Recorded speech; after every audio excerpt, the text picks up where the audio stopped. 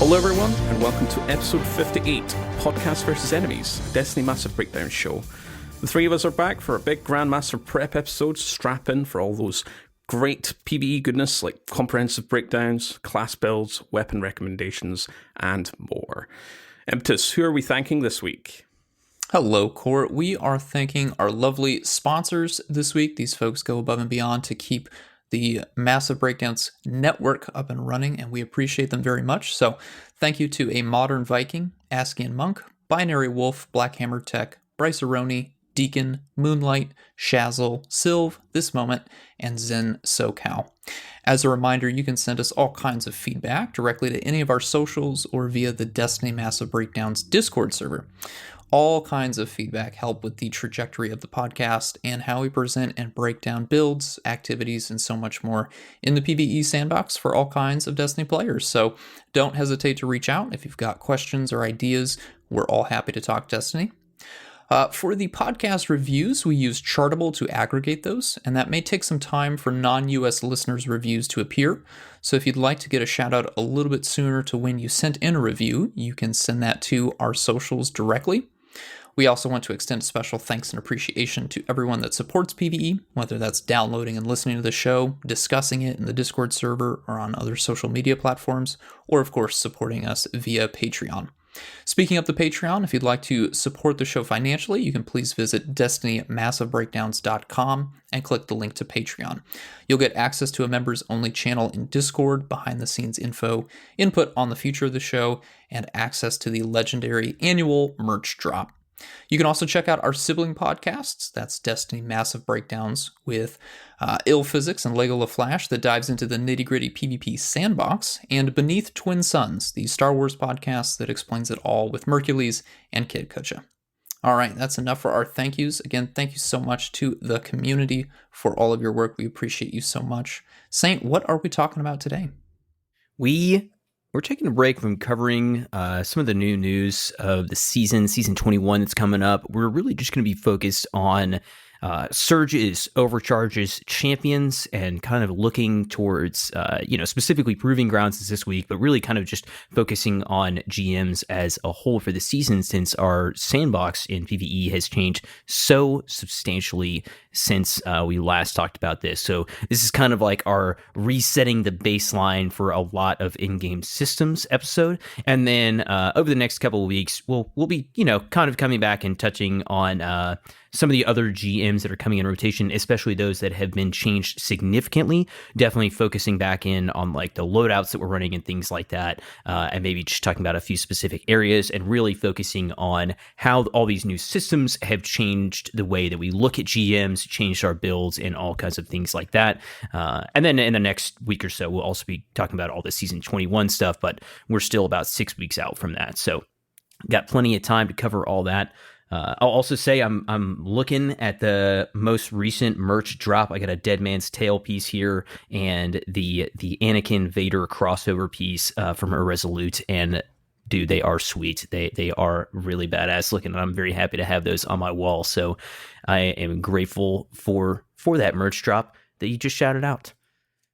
All right, let's jump in like we always do with our last week in Destiny. I'll kick us off and say that I was lamenting the Pinnacle system, but no longer. I got my final piece. I got my class item. I'm base 1810, and I'm staying there for at least like the next, 4 months, I guess. We still have like a month and a half left in this season and all of next season, which is really nice. Really going to enjoy just getting to kind of focus on the game and what I want to run and not having to focus on that power grind hardly at all. Made it to rank 9, now just waiting for GMs coming up this Tuesday to hit that Guardian rank 10, which I've actually been enjoying. They've made changes. They've talked about that a lot, really enjoying the changes that they've made so far to Guardian ranks. I think that's headed in a good direction. And I really like one of the things they mentioned in kind of the recent update, that your Guardian rank will never reset back to lower than you have achieved, so to say, which is really nice, and I think definitely going to motivate some more people to go for those higher ranks. Also spent a lot of time this week farming the second encounter in the Prophecy Dungeon, aka Cube Room. a lot for the auto rifle, the Last Breath, which has some really nice, unique rolls on it when auto rifles are getting a big buff. Still have not gotten the roll I'm looking for with demo in the third column and a good damage perk in the fourth column, but that's all right. We still got a little bit of time left. Big shout out to my man Dredge and Gibbon, who has stuck with me through what can be a bit of a monotonous farm in the cube room. And everybody else that has been through that farm with me this week. And yeah, I don't know. That's about it for the week. Court, what do you got going on? I just did the second Encounter Master Challenge. Pretty interesting challenge. I think I would enjoy it a little bit more if it didn't bug out half the time. For those that are not familiar, it's you basically have to shoot the opposite side's bumpers. It is a fun challenge, but it can be buggy at sometimes and just things not working. And on top of that, Encounter being already kind of buggy anyway with the shielded enemies, you have to break out Colony to strip their health. But yeah, no, it was fun. I did get I'm just actually looking on Dim just now. It was a target lock Envious Assassin and the Trace Rifle. So yeah, it's not the best, but I am kind of aiming towards target lock, as we talked about in last week's episode with the raid weapons. Just kind of thinking about a mini Cold Heart kind of build. Speaking of which, I did get a crafted Rufus in terms of the raid, and I'm now up, kind of getting that ranked up. Get some nice kind of interesting rolls there. It starts off as a banger, doesn't it, Rufus? It's, you're kind what are the trait ones? Or level 1 traits? What are they? It is...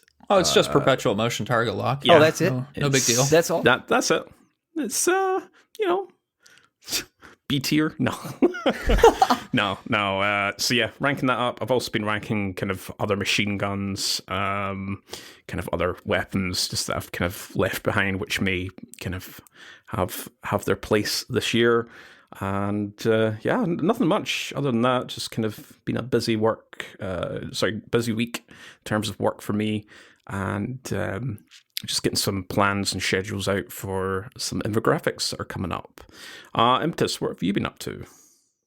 Not a lot of PvE for me, actually. I did do 2 raids, which had some great results for me. So I got Briar's Contempt, that's the solar linear fusion rifle from Root of Nightmares, unlocked. And then also Zawuli's Bane, I was sitting at 4 out of 5 red borders for that. So I went and did a quick works checkpoint, got both those unlocked for crafting, been leveling those up. But most of the time this week I've been in Trials, Iron Banner, and Gambit. I've reset a rank of all 3 of those. So yeah, just mostly checking those off, of course, doing seasonal challenges related to those, and then, yeah, just playing a lot of PvP with the patrons, so a bunch of different folks, so shout out. Yeah, it's Eruption is definitely a game mode, for sure. One of the game modes that is in Iron Banner, and yeah, I don't think I'm coming back for the 3rd week. I think I'm Iron Bannered out for the season. I gotta be honest. It has been a lot of PvP for me.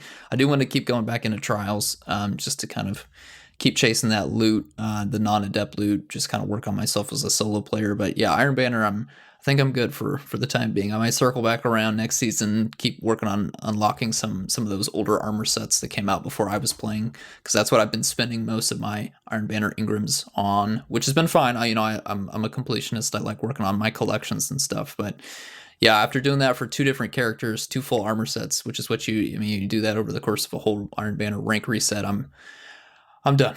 I'm truly done. So yeah, we'll see how things are for the rest of the season. But we got GMs. So that'll be the next playlist I spend most of my time in for the rest of the season. And of course, we'll wrap up things with Guardian games. So that'll be nice. But yeah, that's what I've been doing this past week. Man, Gambit. Speaking of Gambit, Trust is with the whole hand cannon buffs coming up. Trust looking kind of hot over here. It is. I've had quite a few of them drop. Seems like pretty much every victory I was getting at least one roll to drop for me. And, it's got a bunch of different perk combinations and stuff. Unfortunately, I'm still too attached to Zaolis because I just got that. I think the explosive payload incandescent is too spicy for me to really consider trust. But there's also some really interesting PvP rules. I know some people have been swayed by the 180 hand cannons. I'm not nearly enough of a PvPer to say whether or not that's good. But if I happen to get some spicy combos, I might stick one in my vault. We'll see what happens. All right, Saint, you did mention something about our TWAB coverage, which is normally what comes after our last week in Destiny. I do just want to touch on that real quick. We do have a pretty hefty topic for today's episode, and we didn't know this at the time, but we did get a Wednesday article, a surprise Wednesday article from Joe Blackburn, the moving forward, kind of a look at the launch of Lightfall, some changes, and what's to come. Because most of that information in that article pertains to next season, we felt like we didn't want to stick all that in this episode since we already have a lot of details to go over. So we're going to wait and push our coverage of that article to next week's episode. We're going to be doing the same thing for the 4.6 TWAB that came out this past week. We'll move that to next episode as well.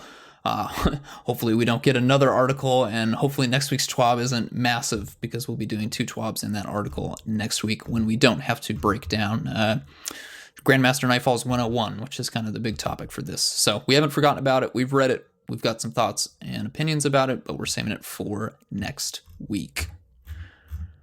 All right. Are we ready to get into to everything Nightfall related, activity related? Yeah, let's get into it. Okay. So the big thing that we want to start with here are kind of the changes to the activity itself. Big picture wise, stuff hasn't changed, right? There is still within a Nightfall a damage type that is going to be more lethal to you and your fire team, just as there was last season, last year. And then there's also going to be a series of damage types, damage sources that you have access to that are more lethal in these activities. It's just that how we talk about these things and the various modifiers that affect these different types of damages have changed this year and moving forward. So that's what we're going to cover, are these changes, how to be thinking about dealing more damage, how to be aware of the damage is going to be extra towards you as you step into what is one of the hardest, or in some cases definitely the hardest activity in Destiny at the moment, which are Grandmaster Nightfalls. So we are going to be talking about surges, overcharges, and threats. Threats probably are the easiest to understand, as that hasn't changed massively from last year, from last season, I should say, Season of the Seraph. That is a type of damage that is unique to each of the Grandmaster Nightfalls that just does extra damage to you. I'm looking at these. I think, have the threat types changed for some of our returning Nightfalls? I don't think any of them have, right? Arms Dealer was solar. I know Proving Grounds was a solar threat last time around. Yeah, it doesn't look like. Well, Lake of Shadows, was that solar when we last had that? I'm trying to remember, because that is now Arc. Yeah, so Glassway was void because I think it always correlates to the boss.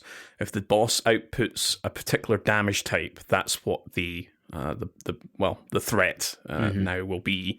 But like a Shadows, I don't know if it was Arc or it's been a while. It's been a minute since we had that. We did not actually have Lake of Shadows at all last year. That was one of the few that was never a GM. So yeah, it's been a minute since we forgot about that.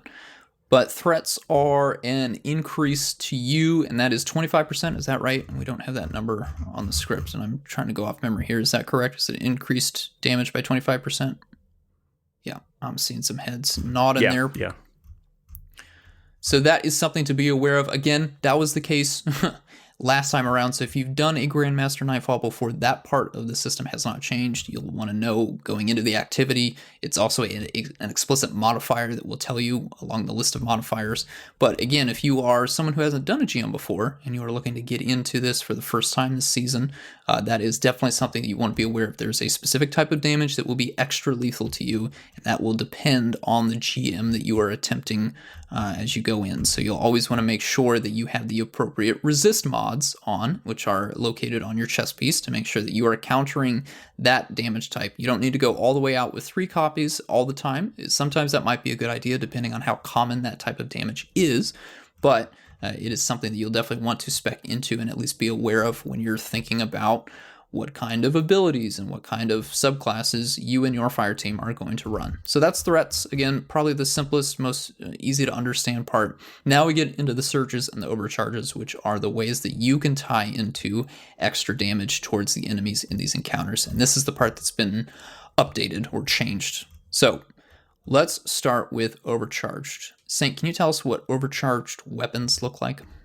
Yeah, so there's kind of like a few different sources for this, and I think that is what's gotten a little bit convoluted, and also ways to access even more of them depending on the season and some specific origin traits. So whenever we look at our like overcharged weapons, we will have a couple that are just really easy to tell, and then a few that you may have to like dig through a little bit more to figure out.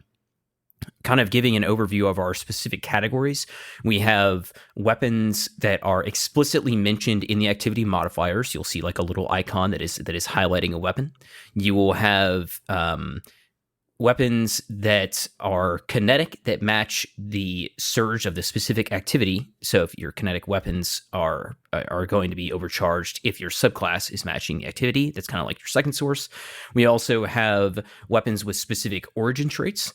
And then we have weapons that are affected by the seasonal anti-champion mods. So overcharge from the specific activity, kinetic weapons when your subclass is matching the surge, any weapons that have specific origin traits that we'll get into details in a second, and then weapons that are affected by the current anti-champion mods. So the origin trait one, I'm going to clarify that real quick.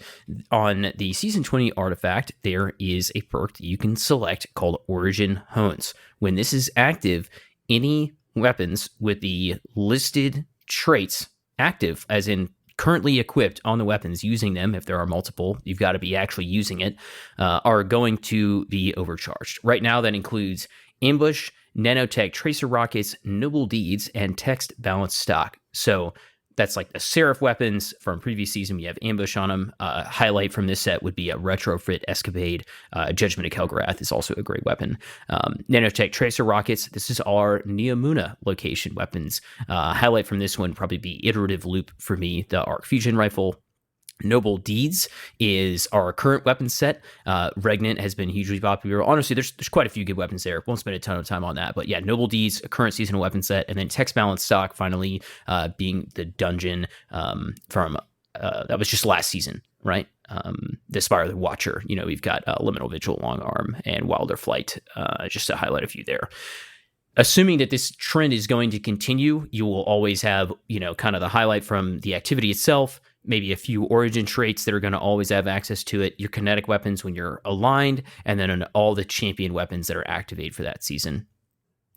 Yeah, I think that pretty much covers all of our, you know, kind of like focus there. Court, what can you tell us about our specific activity surges and kind of how this is going to affect GMs and how that may change over time? So surges are kind of typical burns. It affects all outgoing damage. So that's including weapon, but also including your ability damage. I think that's one kind of highlight to make here. We're talking about weapons a lot here, you know, talking about Origin Hones and how it affects all these different type of weapons. Yeah, you're getting the improvement here.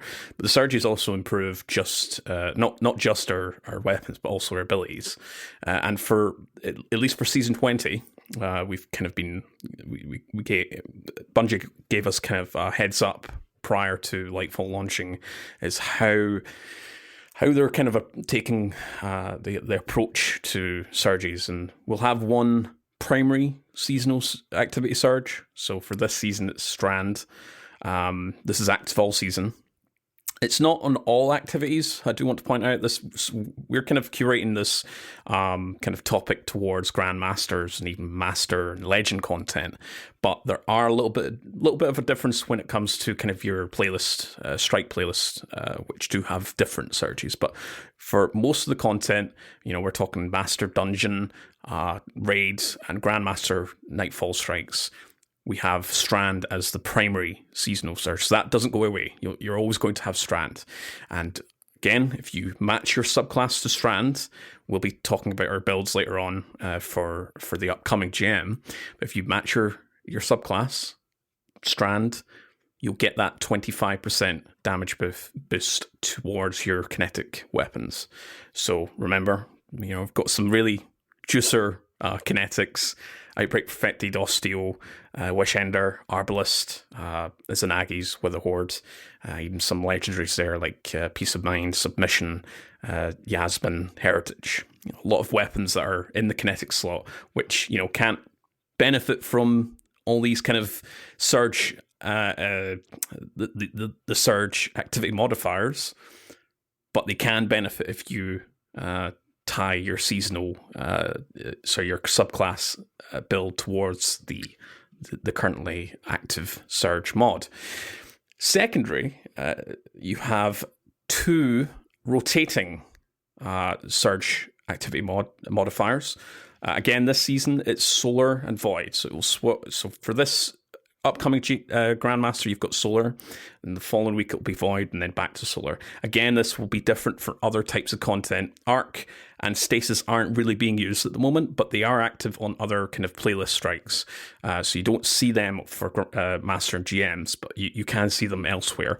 And in upcoming seasons, we'll probably get a kind of like, next season it'll be Stasis plus Arc and whatever the seasonal kind of primary surge activity modifier is, maybe Solar or something like that. We don't know, but that's the kind of the trend that they're going for. So again, all of these surge modifiers, they apply to your weapons and they apply to your subclass as well. Do want to point out here just the big highlights: Overcharged and the activity surge modifiers do not stack. All right, so you will benefit from the 25% increase only once, regardless if you double up. So, for example, Quicksilver Storm has Strand, and also we have the Auto Rifle Overload artifact perk. You don't get the benefit of both. You'll just get Surge. If Surge is active, you'll just get that 25% bonus. If the Strand Surge isn't active, say it's just a middling kind of playlist content, and it's Arc or something like that, you'll still get that 25% as long as you've got that champion counter artifact perk active.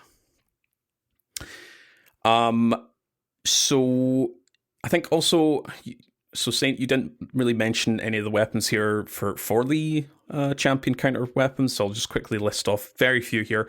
There's a lot to list here, and it is something I want to make a kind of curated infographic for some time in the future, but it's not something that I've got kind of coming out by the time this episode comes out. So for Barrier, you've got kind of Collective Obligation, you've got Gravity Lance, you've got the BXR. For Sidearm, you've got Cryosthesia, you've got the new Raid Sidearm, you've got Drang, so Auto and SMG, you've got Ikelos, Wrist Runner, Rufus. For Bow, you've got the Trinity Ghoul, Under Your Skin, Scout Unstoppable, you've got Symmetry, Polaris Lance, Trusty, and for the Sword and Glaive, you've got the new Vex Caliber, you've got Heart Shadow, and you've got kind of many other options and choices that you can go towards. Again, those have to be active if you want to get a benefit from those overcharges. Just note here, the artifact mod does the set seems to align with the surge options for the season. So yeah, I suppose there has been a little bit of confusion, just as a kind of aside here. I've personally seen a few kind of comments related to the overcharge and the surge modifiers being more kind of restrictive, like back in prestige mode times, year 1 and year 2. Saint, if you can remember that, you had to pick three. Took all those memories and repressed them way down. Yeah. So I've seen some comments kind of comparing the two, which I don't think is very fair, because these modifiers aren't restricting your loadout by any means. I mean, in a sense, if you don't choose a solar weapon which doesn't have an active origin trait that's getting buffed, or it's a champion counter perk, then yeah, okay, you're not getting that 25%. But I think because the net has been casted pretty wide and far, that you're bound to have some sort of 25% increase, even if you don't even like try to do it. Because I'm just looking at the options here. We've got an image on our script here, and there's just, I've added a few, which, you know, a few of the more popular ones, but yeah, like that's just, but a few. So yeah. And I think I think including like the fact that kinetics all are always getting that 25% buff whenever you are aligned, right, on your element. And then also adding in these origin traits, adding in the whole origin trait thing with origin hones, that's just like another 20 weapons right there that you can pick from. You know, I mean, Wilder Flight has been like a standout for me this season because it's just anytime Overcharged is up, my Wilder Flight is good. Doesn't matter if Void is, you know, the Surge or whatever, like I know my Wilder Flight is going to be good to go with its blinding nades or with its spike grenades, you know, whatever kind of version of that I want to run. I've really been enjoying that. All right, well, that is the activity surges and overcharges. Now, the other big kind of comment before we move on to champions is the similarity, and by similarity, I mean exactly the same wording that they use for the mods that we find, the surge mods that we find. Not to be confused with the two, they are very different. They share the same name. Unfortunately, that they have the same name, but when we're talking about surges, we're talking about the activities, and overcharges, we're talking about activity as well. All right, we're going to head on over to a particular topic which is pretty special to me because I've spent a lot of time and flexing those infographic muscles. We're going to revisit, because Impetus and I, we did discuss this way back in terms of champions, and it's a sort of 101. So we're talking about counters and the kind of how the system works. Again, I do have a infographic published. There's one full version and there's another condensed one. We're going to be using the condensed version for reference. Link in the show notes if you want either of these infographics to read while listening, or just to kind of use or share with your fellow fire team members while you're in game. All right, Saint, you're kicking us off with some barrier champions. Yeah, we got a pretty, I mean, it's honestly pretty open in general for each of our champion types. You know, just a couple notes here on the beginning on barriers. Your anti-barrier rounds obviously are working against barrier champions, but, you know, they're also piercing things like a Hydra shield, Hobgoblin immunity, phalanx shields, all this kind of, you know, your typical like little enemy blockers there can all be pierced by them. And when we look at our main categories of barrier counters, we have, you know, right off the bat, you have your like intrinsics, your Wishender, Ariana, Arbalest, even Lament, right? And we have kind of after that, you go to like Artifact. Okay, this season we have Pulse Rifle and Sidearm. And then after that, we can kind of get into our sandbox a little bit of our other options that are going to be, you know, never changing, just going to be consistent here no matter what the Artifact is offering. You know, we've always got those exotics with intrinsics, and then we also always have our sandbox options here in Radiant, Volatile Rounds, and Unravel Rounds. One specification I think that is like really important to make is we've talked about this before, but your Volatile Rounds are specifically what is coming off of your Void weapons, and it is not volatility. Volatility is not equal to volatile rounds, right? And this is something that, like we talked about this a little bit ago when we were discussing Leviathan's Breath and the way it has a volatility explosion kind of on the end of its burst there. But that's never going to pierce a barrier champion shield, although it is a great unstoppable counter. And then that goes for the same thing. You know, your Titans that are running around with your volatile explosions going off. A volatile explosion from a control demo Titan, you know, whatever, Chaos Accelerant, Magnetic Grenade. None of this stuff is ever going to actually get through a you know, a shield, anti-barrier shield, or whatever the case may be. You also have Radiant. Radiant is honestly quite easy to proc with Ember of Torches. I feel like is the biggest way that Radiance comes up. Obviously, there's a lot of ways to activate it. You could even use an exotic like Rain of Fire I believe is the Warlock one, right? That allows you to get Radiant off of a fusion rifle kill is really nice, and there's some great pairings with that. Is a really easy one in the Solar Sandbox. And then, Unravel rounds on Strand.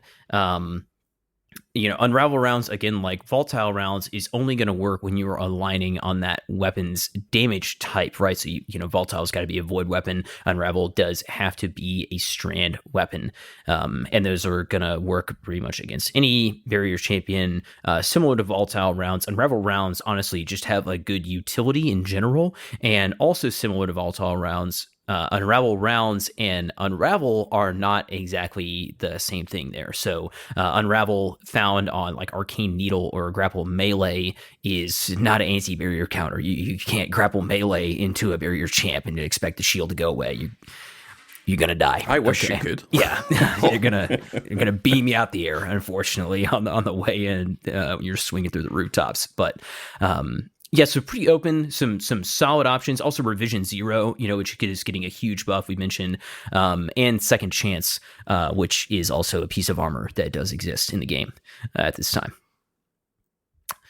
Okay, I think that's kind of succinct, but pretty overall view there. Again, like Court mentioned, he's got a great infographic out on this that covers a lot of these options. If you want to go back and remember after you heard us talk about all these different options, and we cover overloads and stop in just a second here.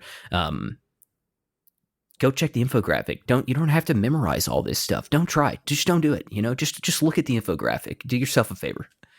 There is no quiz. Yeah. All right. Next up, we got Overload champs. Yes.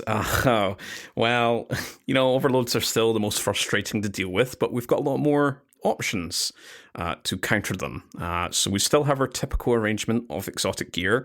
We've got Divinity, Le Monarch, and Thunderlord. Thunderlord is definitely the big kind of bring into any type of content and let it rip, and it's doing its job. It's doing a really good job. We also have, Warlocks also have Secant Filaments. For this season, we have Auto and SMG. We've got Bow, and we've also got Sword as well for the artifact perks. In terms of our sandbox, we have Jolt, which can include things like Gathering Storm, Delicate Tomb, Darcy. We've got the Arc part of the Catalyst for Two-Tailed Fox. And there's a few melees. We've got a few fragments and aspects on a few of the subclasses. Suppression is our next one. Hunters are doing really well here. We've got both tethers that can suppress. All the classes have access to the suppression grenades. But there's also other weapons. We've got Ruinous Effigies, Heavy Attack, Tracked Cannon. Two-Tailed Fox makes another appearance here. You've got sort of double dual synergy here with the Void and the Arc.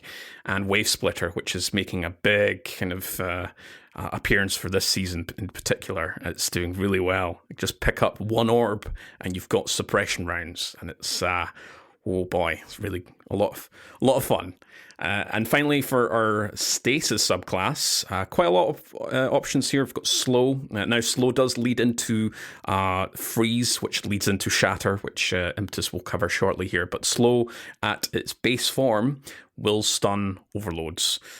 We've got the silence and squall super for hunters, Withering Blade. We've got Shivering Strike for titans, the turret over on the warlock side, Dustfield Grenade, Agar Scepter's a big option here, and titans have got a few exotic pieces, Chill Clip, and we've also got Cold Steel. So a lot of options for overload. I think it's really important to highlight, Impetus and we spent a long time talking about how overload champions kind of get stunned and how to keep them at bay. I think it's important to highlight these three functionalities when you're applying some sort of overload. So this is any source. It's not just your weapons. It can be any of the sandbox options.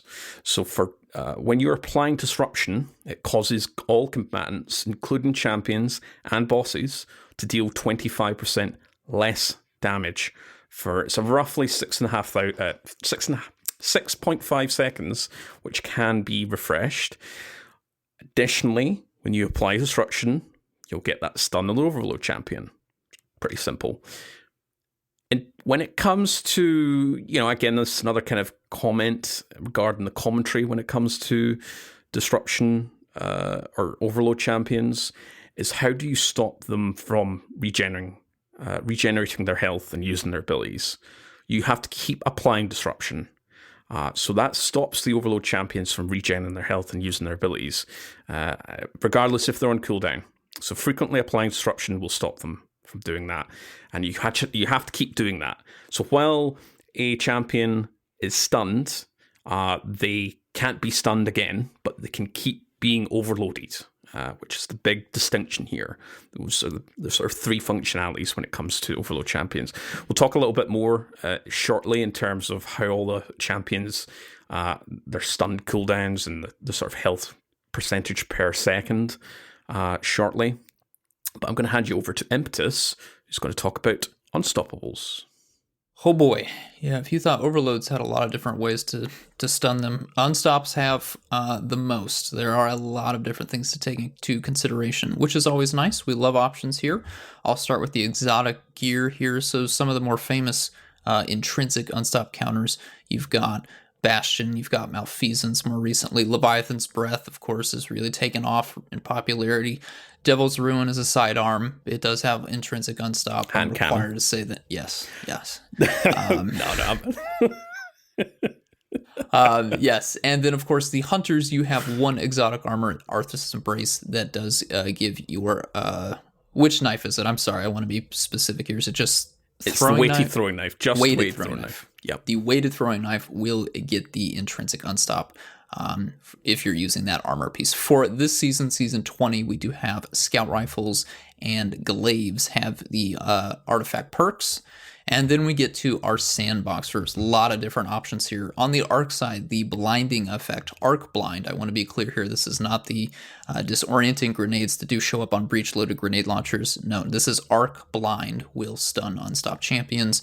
You do have Queen Breaker. You do have the Touch of Malice Blight. That's the kind of special power attack there. Also does provide arc blind, strangely enough, as it's a kinetic weapon. And then various, of course, options within the Arc 3.0 toolkit. You have Ignition, not Scorch, Ignition for the Solar Sandbox that will stun a champion, an unstoppable champion. A lot of different ways to get to 100 Scorch stacks, which is what triggers an Ignition. I'm not going to go through all of those, but I'll go through a few highlights in just a moment here. For Stasis, the freezing and then shattering will stun. It's the shatter effect is what actually stuns an unstoppable champion. Again, shatter is, freezing occurs from when you get 100 stacks of slow. So it's a big loop here, which is why I'm trying to make sure I get all my words right here. So if you apply 100 stacks of slow, that will freeze an enemy. You then need to do the additional act of shattering to stun that enemy if it's an unstoppable. Again, a lot of different ways. I'll cover a few examples in just a second here, but I want to get to our last element, which is Strand. Strand Suspend will also stun an unstoppable champion. So a lot of different options. It's 4 options here. I'm going to circle back around to our Ignition, because again, you need to apply Scorch to get to that Ignition, and there's a lot of different options here. I'm not going to go through all of them, but again, you do have a number of different abilities for all 3 classes. Grenades, all of your grenades apply different levels of Scorch stacks. The highest one, of course, is going to be the Incendiary Grenade. Does get you all the way up to 90 stacks. Is that with a special aspect? I can't remember. With Ashes. Yeah, with Ashes, that's right. The Fragment Ember of Ashes does get you all the way up to 90 there.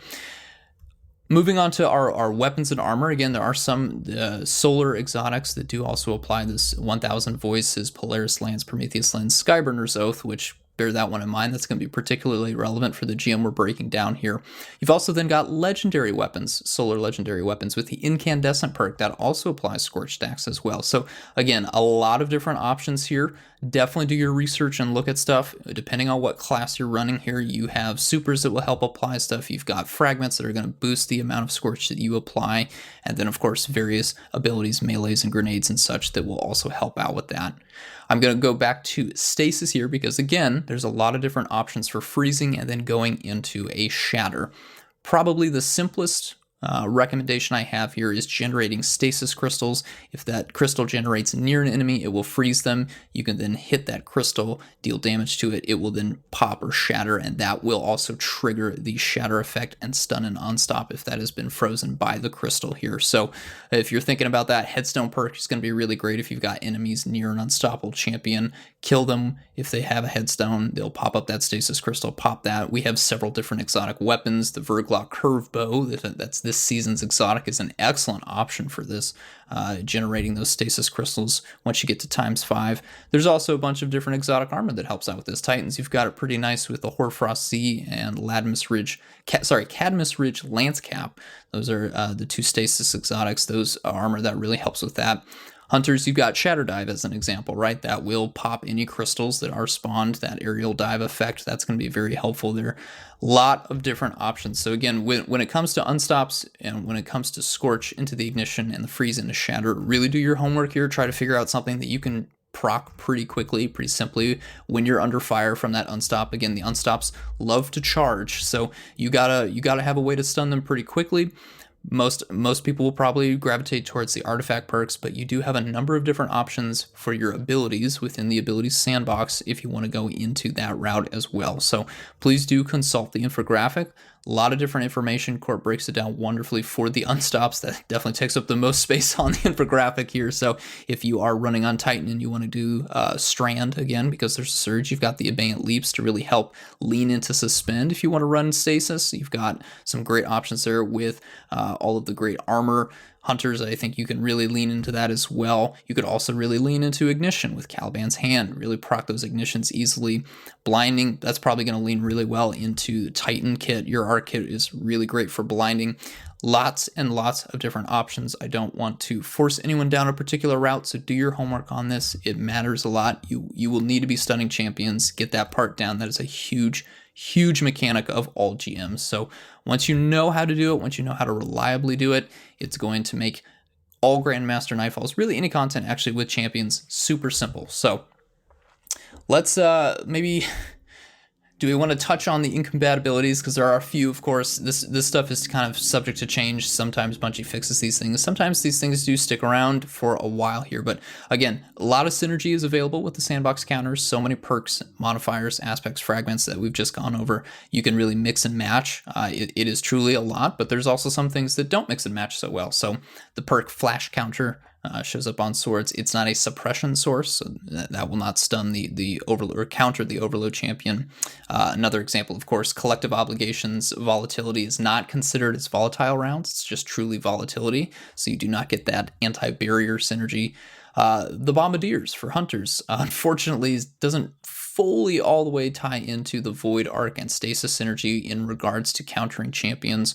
It'd be a very aggressive source of champion countering, but it would be cool to see that maybe go all the way there. So again, that stuff could be changed in the future, but at the time of this recording, that is not compatible. So just a little something to be aware of. Of course, there's a lot of information here. Again, I'm saying that over and over again. If it feels overwhelming, it is. It's taken a lot of time to understand this stuff. And of course, Bungie will be making continual updates to this system. So we'll have new things coming in, maybe some old things getting cycled out. We'll see how this all goes. But for right now, those are your champion counters.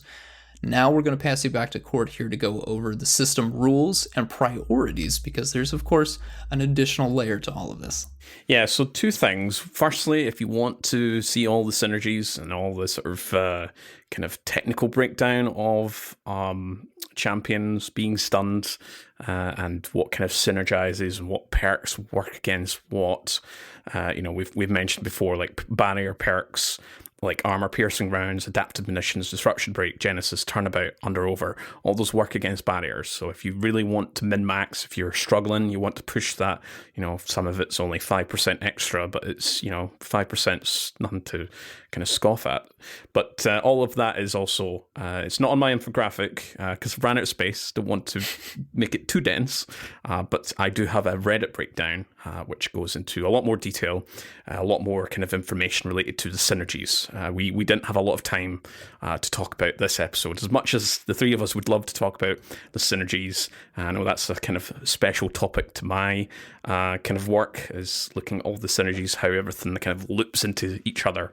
But that is all on my Reddit breakdown, which I will post in the show notes.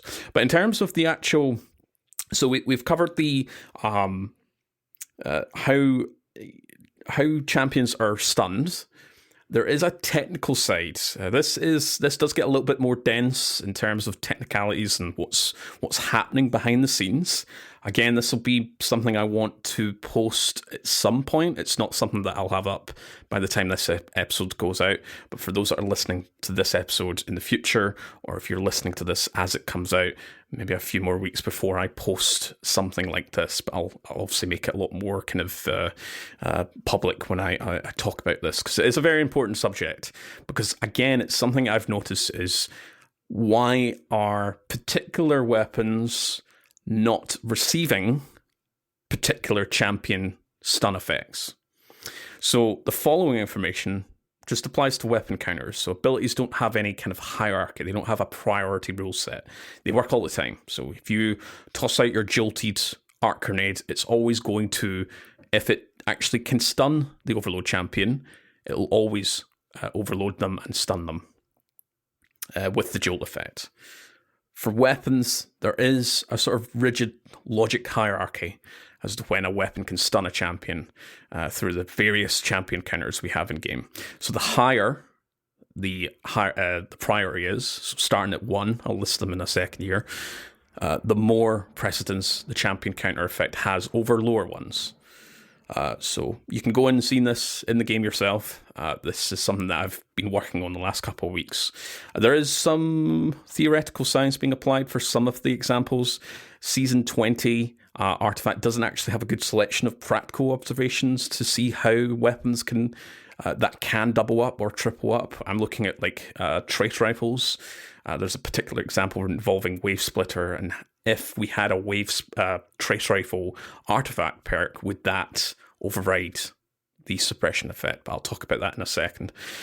So hopefully in the future we can have, more kind of a diverse selection of counters for fusion rifles and trace rifles. Probably not on Bungie's kind of to-do list, considering we've got a lot of kind of options now for champions.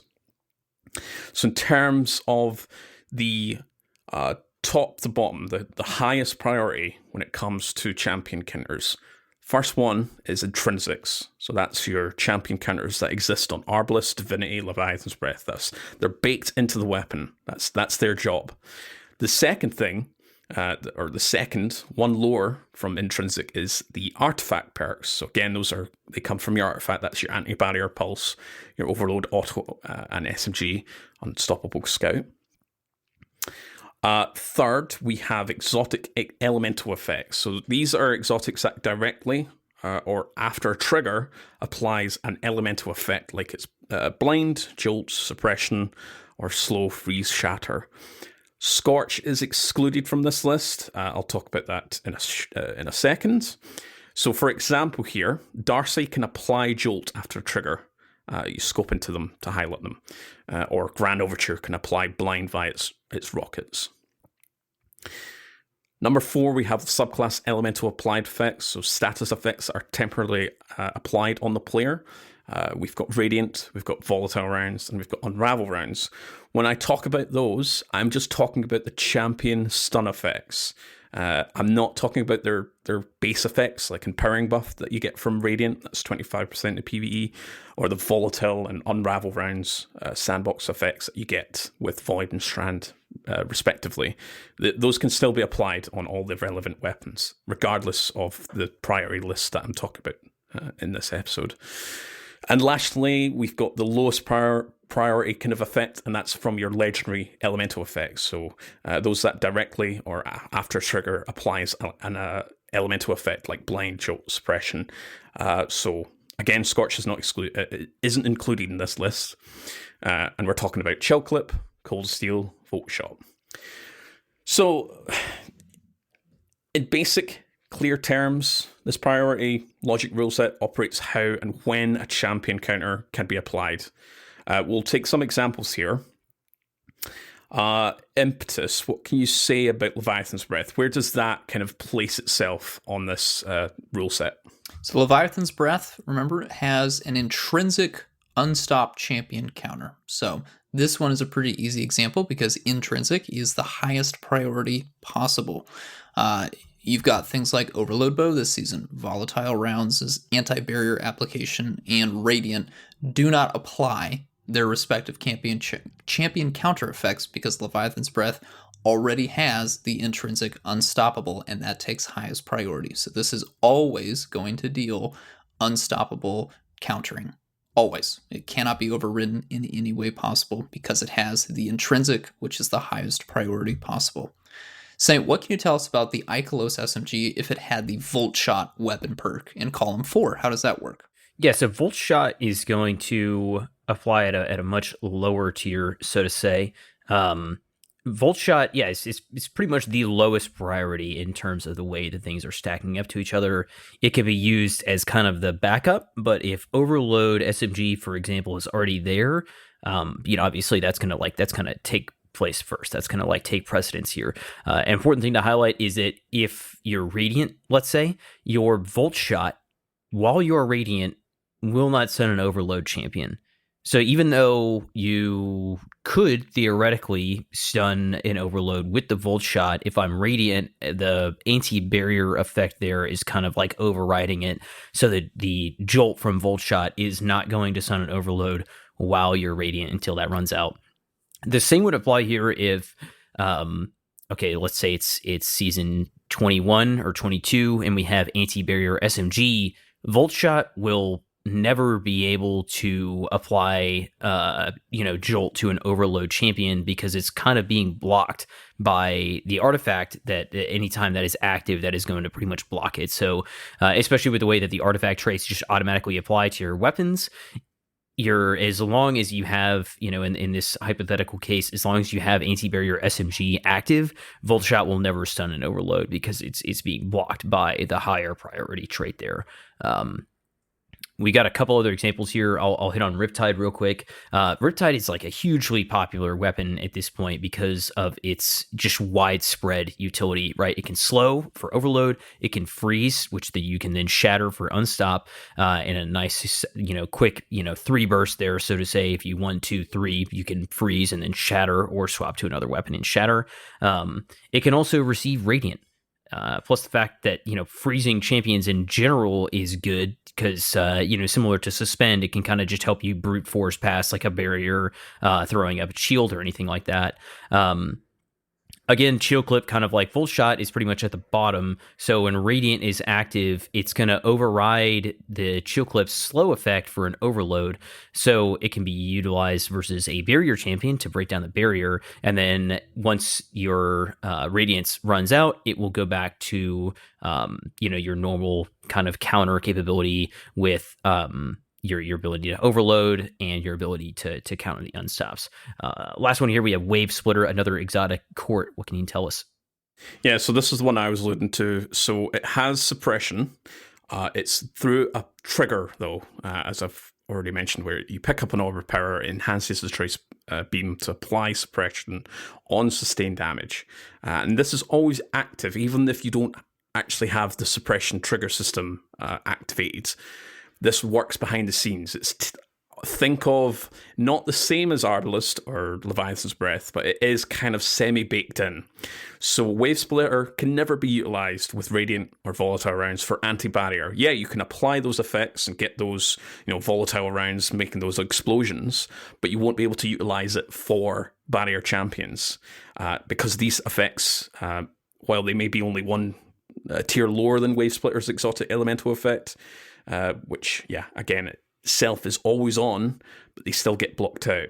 Theoretically, and this is where I was kind of suggesting, if we get an anti-barrier trace rifle in the future, then yes, following the logic rule set means that it can only be able to be used against barrier champions as long as that artifact perk is active, and it will lose out the ability to stun overloads with the suppression unless that artifact perk is turned off. We know in future seasons we're getting artifact perks being able to be kind of switched on and off, kind of pick and mix more kind of system than what we have right now, where you'd have to reset everything to then, pick all your perks again.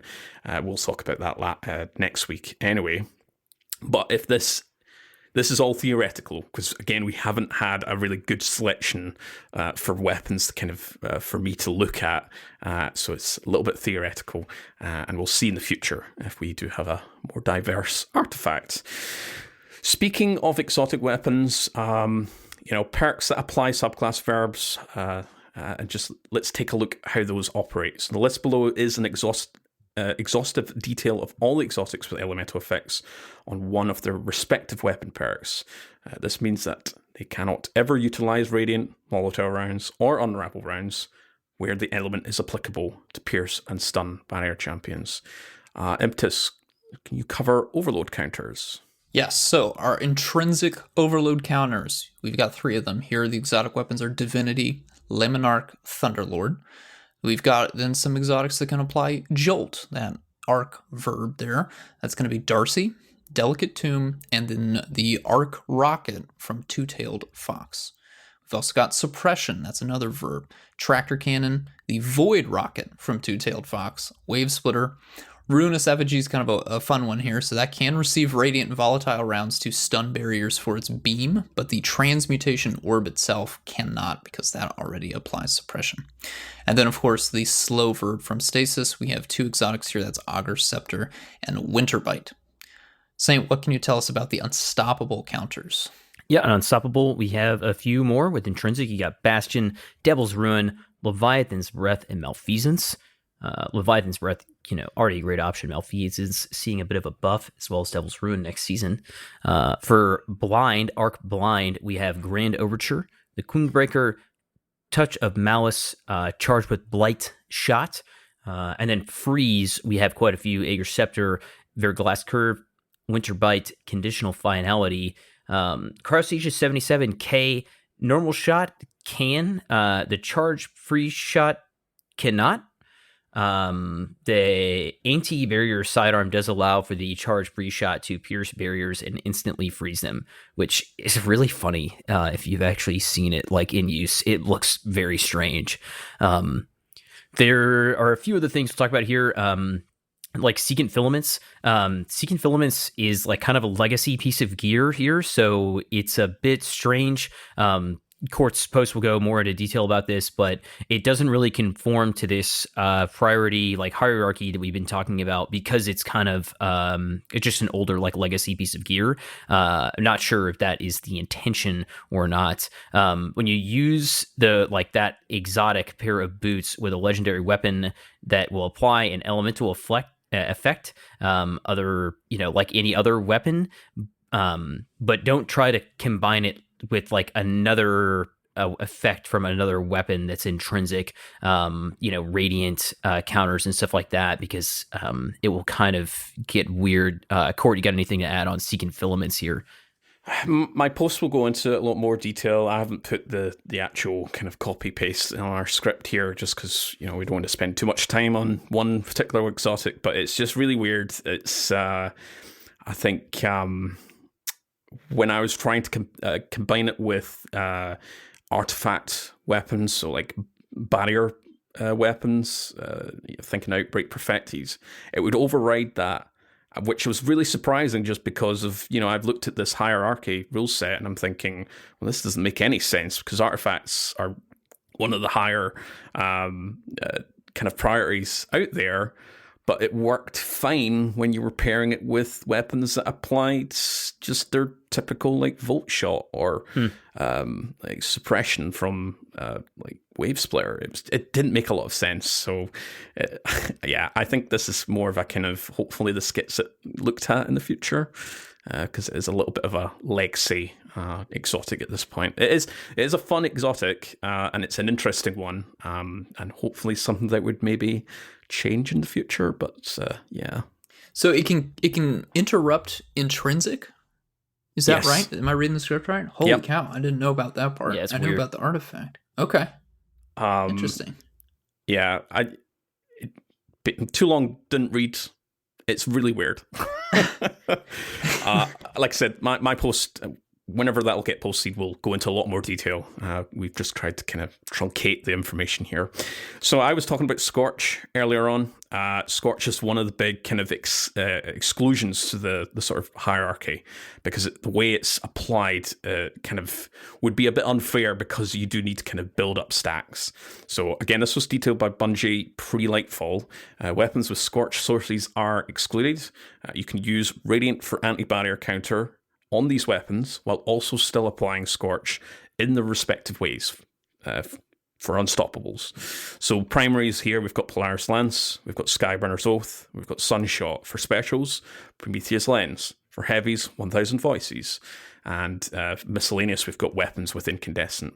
So I tried the new raid exotic, Conditional Finality, see if it can accept Radiant as an anti-barrier counter, but no luck, regardless if I had the 2 or the 1 shells loaded. I'm looking at Saint, and he looks like he's going to cry, because that's his favorite weapon. I tried this too, and I was like, well, that's fine. But it also is super strange, because kind of to the point of like it ignites, but it doesn't scorch, which is like a very confounding thing. And it's like an intrinsic unstoppable weapon, but it's not listed. Like if you're looking at your like little UI there, it doesn't actually show that it is an intrinsic unstoppable weapon. So again, it's weird. There's some other weird stuff going on with conditional finality. I'll talk about it and build in a minute here. Yeah. So I think it's related to the ignition on demand, which is different from Scorch. So that's taking the priority as per the earlier kind of hierarchy that we've been talking about. Two-tailed Fox is another example. I think because it's seen as a void weapon first, so suppression is taking the precedence, and the solar and arc rockets cannot pierce barrier shields. So you can't use Two-tailed Fox against a barrier champion with the 3 rockets, even if you have Radiant or Volatile rounds active. Freeze and Suspend, that is one thing which my post will go into a lot more detail, but again, we'll really truncate the information here. We've got a little bit more information about stunning champions and their internal cooldowns, so I'll pass that over to one of these guys in a second. But when it comes to Freeze and Suspend, the freeze effect no longer disrupts or resets the stuns and the cooldowns. So that was a big problem pre-Lightfall. So the Overload's health regen and the Unstoppable's intrinsic DR would always get reset, and it was a really pain in the butt when you were up against a Overload or an unstoppable champion, and you're in on a stasis subclass. It just became really frustrating to try and deal with that. You could brute force these champions with stasis effects. That was the easiest way to do it. But if you were just doing a legitimate run and you're in a Grandmaster, their health regens really are supercharged. It just got really annoying to deal with. But that's no longer the case. Again, when it comes to overloads, you do still need to keep applying disruption. That is intended just to get those kind of the actual kind of cooldown. Not the cooldown, but the duration of the disruption. Keep refreshing that. Otherwise, they will keep regening, and that's the two different kind of scenarios that I've been still seeing. Is like overloads are still really frustrating to deal with, and yeah, they are. But as long as you keep applying disruption, they're pretty much the easiest champions to deal with, or they can be the easiest champions to deal with. When it comes to Suspend, it's not synonymous with stunning unstoppable champions for long term. So when you afflict Suspend on an unstoppable champion, they are also stunned, if they can be, outside their usual stun cooldown, but not for the entire duration of the Suspend effect. The stun durations are shortened in higher difficulty activities. We'll talk about this very shortly. And unstoppables can only be stunned for a few seconds, but will remain suspended after becoming unstunned, and they regain their kind of damage reduction modifier. So afflicting the Suspend or any other unstoppable counter effect after their stun cooldown has elapsed will restun them as normal, and the Suspend will refresh the up in the air effect too. So freeze and Suspend can be generally really extremely useful, even if you don't intend to use it for stunning. Champions themselves are frustrating. overloads, as we've mentioned. If you don't want to deal them at the moment, suspend or freeze them. And you can also brute force them as well in kind of lower difficulty activities versus Grandmasters. All right, we've got a final section before we move over to our Nightfall kind of Grandmaster 101. We're just going to give a little bit of detail in terms of kind of durations and kind of information when it comes to champions. So I'll hand you over to Impetus. Yeah, so fun fact, enemy champions have different stun timing and mechanics related to certain stunning depending on the difficulty of the activity. That's hero, legend, and then master and grandmaster. So it's not everything is consistent throughout those difficulties. So I'll start with barriers here. The stun duration for a barrier champion on hero difficulty, that is 7 seconds. On legend difficulty, that is 6 seconds. And in Master and Grandmaster Nightfalls, that is 5.5 seconds. That is the amount of time you have to deal damage while they are stunned. Additionally, there's a new mechanic here where they are kind of locked out of doing their barrier. So that lockout has a duration as well that is also affected similarly to the stun duration. So on Hero, that is 7 seconds. On Legend, it's 6. And on Master and Grandmaster, it's 5.5. What I mean by the shield lockout here is how often the barrier champion can cast the barrier. So the barrier shields, again, have varying health points in higher difficulties. The higher the difficulty, though, the more HP the shield has. The shield has an uptime of 5 seconds in all difficulties. That's the one consistent part here. But the lockout does change, and it gets smaller and smaller the higher the difficulty. The amount of health that a barrier champion will have before it pops its first barrier also depends on the difficulty here. So you will get a barrier champion down to 60% health on hero difficulty before it summons that first shield. On legend difficulty, you'll get the champion down to about 75% of its health. And on master and grandmaster, it is 85% health, and it will go to pop the shield. The health regeneration rate when the shield is up is also affected by the difficulty of the activity. It's about 15% health per second on hero, 30% health per second on legend, and 45% health per second on master and grandmaster. So you really do want to make sure that you pop the barrier as quick as possible once it goes into that animation and takes effect. Otherwise, it will get the health back pretty darn fast. So get it stunned. Go for that 5.5 seconds again in Grandmasters, which is what we're talking about for the next few weeks here. You'll then have another 5.5 seconds where it won't be able to bring the shield up, and then you got to keep going. And remember that first shield is going to show up around about 85% health for barrier champions. Alrighty, let's move on to the overloads. Saint, you want to talk about their special modifiers? Yeah.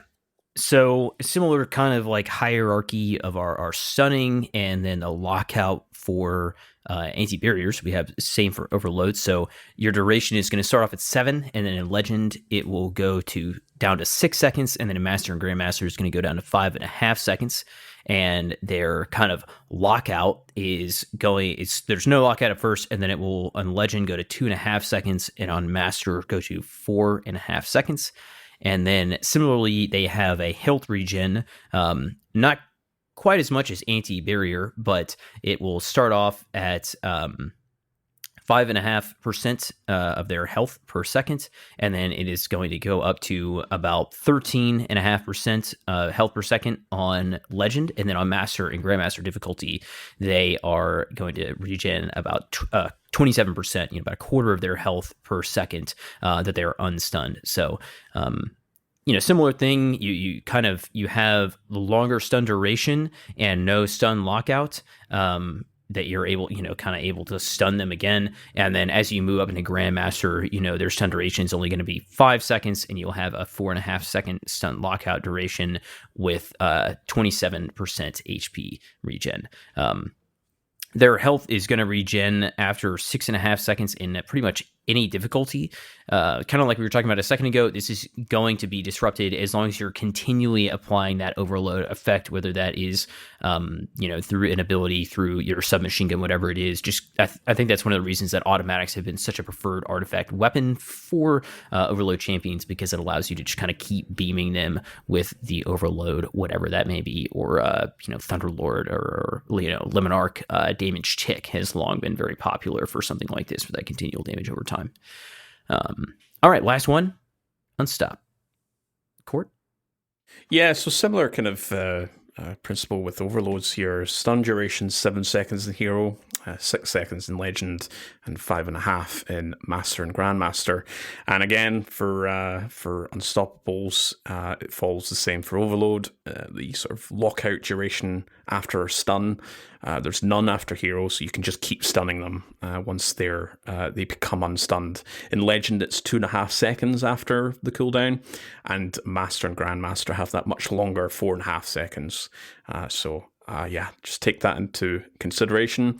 Unstoppables do have that intrinsic DR, that's damage reduction while unstunned, at 70% reduced damage in all difficulties. So you should only apply that burst damage while the Unstoppable is stunned, where the DR is temporarily removed, and when they exit out the stun, the DR is reactivated.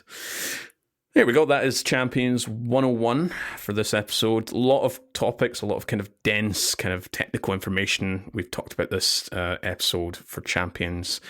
So if you want more kind of clarification, information, I do have the infographic up. There will be a future post going into a lot more detail that we've been talking about in this episode. Or if you want to reach out to us as well, do please get in touch with whether it's our DMs or on the Discord server. We're going to move over to the Grandmaster kind of. We've got Proving Grounds coming up. We'll give a brief Nightfall schedule here. That is Hung Jury is coming with Proving Grounds. After that, it's the Heist Battleground with Mindbender's Ambition. Hypernet Current is the week after with Wendigo. Arms Dealer the week after that one is Malicious Birthright. Buzzard shows up with the Glassway, which is the second last week of the season, and then the last week of the season we have Lake of Shadows with the Swarm Machine Gun. So this episode we're talking about Proving Grounds. We have the Solar Threat. Surges are Solar and Strand. Overcharge is the Sniper Rifle, and we have, roughly speaking, 3 to 6 Arc Void shields. And it can vary here. It's either between 0 and 5 for solar shields. And champion numbers here, we've got 10 Unstoppables and 9 barriers. So, who wants to kick us off with some kind of notes for Proving Grounds? Yeah, I'll just jump in. I can do that. Oh, you go ahead, Saint. Well, here, I'll just talk about Hung Jury, and then I'll pass it off to you. So I was going to say... Oh, okay. We'll just do like a real quick mini. We're not going to do like a full weapon review here, but basically Hung Jury's back. It's been updated for the 5th time. It feels like, I don't know what it is exactly, but you basically, if you're out there and you're going to be going through this GM a bunch this week, you've got Shoot to Loot and Rapid Hit in column 3, and then Kinetic Tremors and Frenzy in column 4. Reminder that Shoot to Loot is getting a buff in the upcoming season that will allow you to pick up Orbs of Power the same way that you would pick up ammo bricks. We were talking just I think it was like a week or two ago that Shoot to Loot is good, always to have a good Shoot to Loot weapon in your vault. So if you don't have one, be on the lookout for it, and it's even getting buffed. So definitely keep your eye out for that as you go through your GM runs this week. All right, that's all I got. That's Hung Jury. Okay. Short and simple. I love it. All right. What's not short and simple is going to be this Grandmaster Nightfall. This is Cabal themed. There are a lot of different enemy types with the actual enemies, but then also some extra special ones. So notably, that would be the 2 tanks that show up about halfway through this in the large open hangar space. There's also 3 interceptors that do appear in that same area. One thing to note here, of course, is the Hake Breach Armaments origin trait is going to be particularly excellent in this Grandmaster Nightfall. You've got plenty of vehicles and turrets to shoot as you make your way through this, so that origin trait will be proccing a number of times. Of course, if that is on the same weapon as one of our Origin Hone's origin traits, I will still encourage you to use that over Hake Breach Armaments. But if you've got a Hake weapon that doesn't have any of the relevant origin traits, go ahead and use that. It's going to be very strong here for dealing that extra damage. Again, it's just free extra damage against these special types here. It's going to be very nice when you've got to deal with the turrets are the most common one, but you do in the middle room have those 3 interceptors and the 2 tanks, which are going to be priority number 1 and 2 respectively when you get to that room, which I think is where a lot of people probably struggle. Again, we're going to move on to the recommended weapons, kind of talk about our loadouts from a big picture here, but then go into detail for each of our respective classes. But starting with our primaries, the number 1 recommendation that I have here is going to be Skyburner's Oath, which is the exotic scout rifle. The cool function with Skyburner's Oath is that it shoots through the shielded dome that appears in the opening encounter right before you go into the tank, and then also in the boss encounter. Typically, the way that the mechanic works, the shield comes up. It's typically shielding the boss or the mini boss if you're in the opening, and then that generator part, which is right in the middle of the dome, needs to be burst to bring the shield down so that you can then deal damage to the enemy inside or progress the encounter. Skyburner's Oath allows you to shoot through the dome at that generator without actually going into the dome. So the dome will block all other sources of damage. So you can stay away from the typically very tough enemies that like to congregate inside the shielded dome, pop it from a distance, and then move on with your day. So definitely make sure you have one person running Skyburner's Oath if this is something that you want to, whether you're trying to clear at one time or you're trying to actually farm the GM, this is going to speed things up tremendously, and it's also going to keep you safe, which is by far the more important thing. A close follow-up here would be Outbreak Perfected for the barrier, right? That's an artifact interaction there. I should specify now that we've gone through the different tiers here. So Artifact mod has anti-barrier pulse rifle. Outbreak Perfect is just a perfect barrier weapon. The little Siva nanites are great for doing chip damage. It's super stable to fire, which is always important for hitting those crit shots. So that is another exotic primary that I definitely would recommend here for barriers specifically.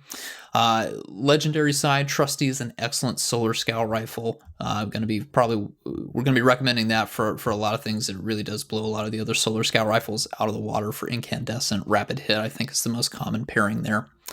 For the specials, we were just talking about this conditional finality. If you are feeling a little cheeky and you want to wait for the unstoppables to get really close to you before you stun them, conditional will be the gun of your choice there. It does not have a lot of range. I want to make that point very clear here. We're recommending it only if you are very comfortable in dealing with unstoppable champions. It will take care of them quite nicely, stun them immediately, but you do have to you either have to go to them or they have to come to you, or you have to meet them in the middle. That will be your call. A much safer weapon, of course, this is going to circle back around to barrier champions, would be Arbalest, of course, the GM favorite, probably the most popular Grandmaster Nightfall weapon of all time. There does have the intrinsic anti-barrier synergy, and it also pops shields, which is going to be very nice because we do have, again, the potential for all 3 light shields to show up there: Arc, Void, and Solar. So if you've got the ammo lying around, you can pop those immediately. Don't need to worry about using, an ability or a primary weapon to pop those. Arbalest will take care of that in one shot, which is very nice. And it will also take care of your barrier champions as well. On the legendary special side, we've got some great options here. Breech-loaded grenade launchers really are the one archetype that I want to highlight, especially any breech-loaded grenade launcher that rolls with disorienting grenades, which used to be called blinding grenades. That can be very helpful in the tank room or the room after, which is the engine room. You're in kind of a tight space. You've got enemies that like to rush you, the gladiators, the war beasts, for example. Blinding those as you kind of navigate to different positions is going to be huge there. So, or I guess I should say disorienting them now. That's going to be huge for kind of giving you just a few seconds to reposition before you re-engage, so that way you don't get snuck up on. Wilder Flight, of course, is Saint's favorite right now. So that's a great example. You've got some excellent options for breech-loaded grenade launchers. Try and look for the disorienting grenade perk. That's going to be fantastic as a utility weapon. For our heavies, we've got some excellent damage options here. On the exotic side, Gallahorn, all right, very popular. Rocket launcher, if you're wanting to run all rockets, I think that's going to be a great synergy there, kind of help out your fire team members if you are the one running Gallahorn, just to give that little damage buff with the Wolfpack rounds. Leviathan's Breath, again, you've got the intrinsic unstop counter that'll be useful for the champions, but it also just hits like a truck. That's going to be very nice for the tanks, trying to hit those crit jets on the 4 corners there to really burst those down. So excellent option. If you really want to go for a solar weapon, I think the best one, of course, would have to be Parasite. I know Saint is going to try and rock that when we do the Grandmaster. That's going to be a ton of fun to watch him blow himself up, but also blow up the rest of the rooms. It'll be a trade, really, is what we're going for here. So that is going to be great. Again, you got to get to those max stacks. I'm sure Saint can get to times 20 quite easily on a Grandmaster Nightfall, but if you are wanting to run Parasite, do be aware that you do need to get a bunch of kills, of course, to get to times 20 as well for Parasite to go burr. On the legendary side, machine guns have really risen to the crop here as excellent options for in-game content. So if you have some solar legendary machine guns, Fixed Odds is the craftable one that we have all the way from the Duality Dungeon last year. You do have the Trials one as well, and Wavering Duty. That's a little bit harder to get, but it does roll some excellent PvE combinations there. That would be another great one there. If you want to go rockets, Hezen Vengeance is going to be a great solar rocket launcher option there. Please don't run Ascendancy. And yeah, I think that's going to be kind of most of the recommendations. Court Saint, do you have any others that we didn't add to the script that came to mind since I've been talking? Anything else you want to give a shout out before we transition into our subclass picks? My only other thought was, go ahead. No, I was just going to make the big overarching comment that we've been talking about this entire episode is matching your subclass to Solar or Strand.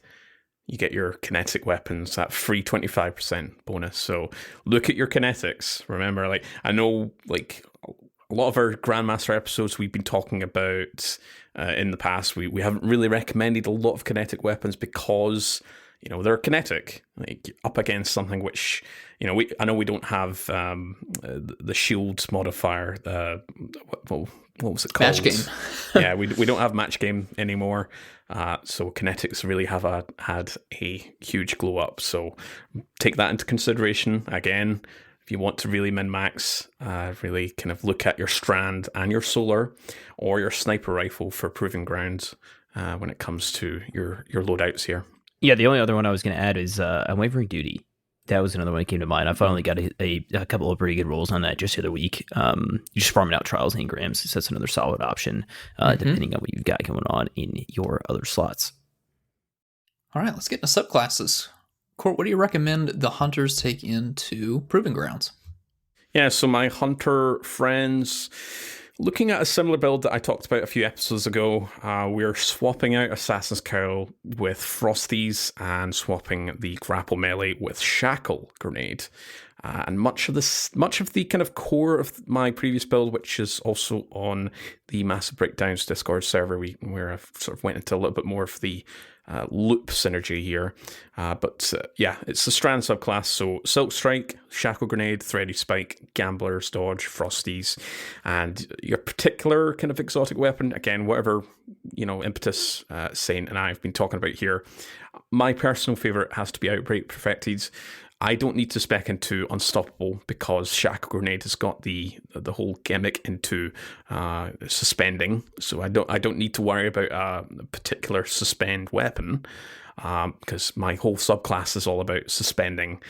So exotic weapon, Outbreak Perfected, just one of my favorites. You could swap that out with Arbalest or something else that's Wish Ender, another kind of top tier pick. In terms of aspects, we've only got two. We've got Widow's Silk and Ensnaring Slam. Again, another opportunity to get off a quick suspend with your kind of aerial dive. And for threads, we've got Continuity, which is that plus 10 strength. That's suspend, unravel, and sever effects last longer. Generation, that's minus 10 discipline. So you keep dealing damage, generates grenade energy, which is great for this particular build. Warding, which is minus 10 resilience. Orb of Power equals Woven Mail. And Mind, which is class ability for defeating suspended enemies. And the potency depends on combatant rank. For specific mods here, Helmet, Siphon, just whatever you want, matching, whether it's kinetic or solar-based weapon or a strand-based weapon. And then Finer mods. Finer mods, I think for this particular build, I'm looking at more of a kind of supportive role. So Finer mods, whether that's special or heavy, will go really far for you and your team. So remember to pair that with the it's your Finder and the Scout mod. So both you and your teammates get benefit of the particular kind of ammo drops. For arms, you've got bolstering detonation, which is grenade damage, grants 20% class ability back, and impact induction, which is melee damage, grants 20% grenade energy back. Chest, for my particular builds, I have Font of Endurance in there just because I want to bump up my resilience because my stats are kind of spread out elsewhere. But you can swap that out with resistance mods. For this particular strike, we're probably looking at solar resistance and concussive. For legs, better already, or recuperation when you're picking up an orb. Just get those kind of health bumps and stack on stacks for kind of enhancing your kind of decaying mods. Like for me, I've got Font of Endurance. And for class, we've got Reaper, which is just great for hunters. So you can get your dodges off quite a lot and just get those easy orbs. And once we get shoot to loot, that'll be a very great synergy there as well. And we've got Bomber. Just get your energy back for your grenade on class ability usage, and then we've got time dilation as well. You can swap those mods out just whenever you need to. I haven't recommended any specific weapons. Again, this is more of a supportive build, so for me, I'd maybe go down the route of Wish Ender or Outbreak Perfected plus a breach loading grenade launcher with disorienting grenades, and then a machine gun, because machine gun, just to clear up a lot of the ads, to get the shackle grenades back because of generation, and just have that kind of loop there. Say I'm doing this Grandmaster with Impetus and Saint, I would be that sort of support role. I've got the ammo drops, I've got the orb drops, and I've got the sort of ad clearing, and then throwing out my shackle grenades to get the suspends on the champions and just regular ads. So again, this is very similar build to my Assassin's Creed build. I wouldn't recommend that going into Grandmasters, not in this particular strike anyway. So we're swapping that out with something a little bit more cautious, but it can still be pretty, aggressive build with the double shackle grenades and just, being able to get both of them up and our dodge up all the time. And Frosties as well kind of really helps with that. Really solid, neutral, exotic legs there. Not much else to say. Saints, what can the Titans use for this Grandmaster? Yeah, so I got two builds that I would consider running for this one. One of them is like the new strand build. I'll kind of recap on some of that. Talked about that a couple episodes ago.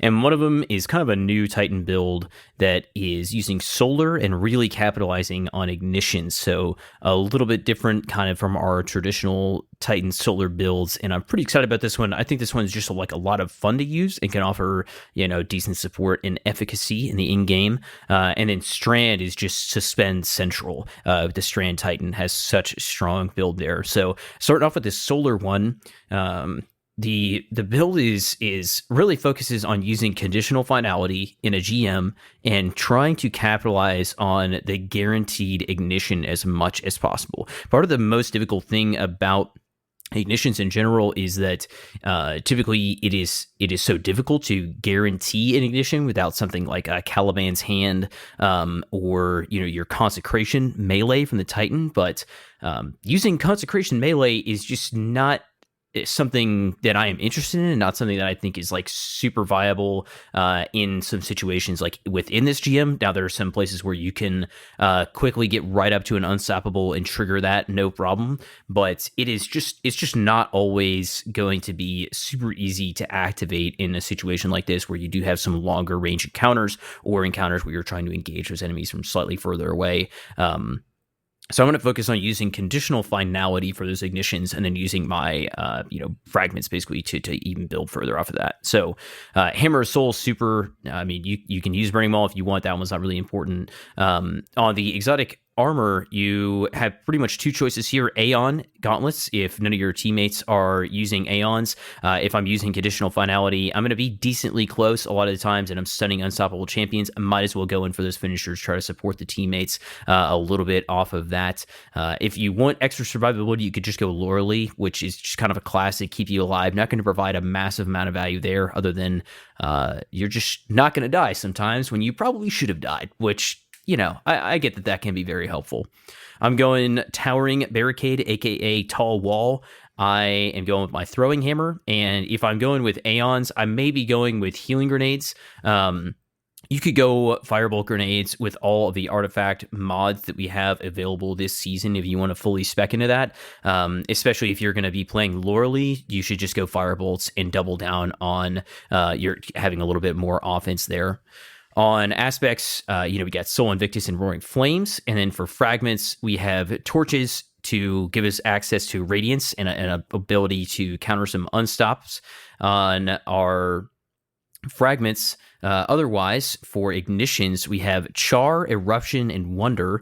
Char is basically, we're kind of focused on increasing our ignition size.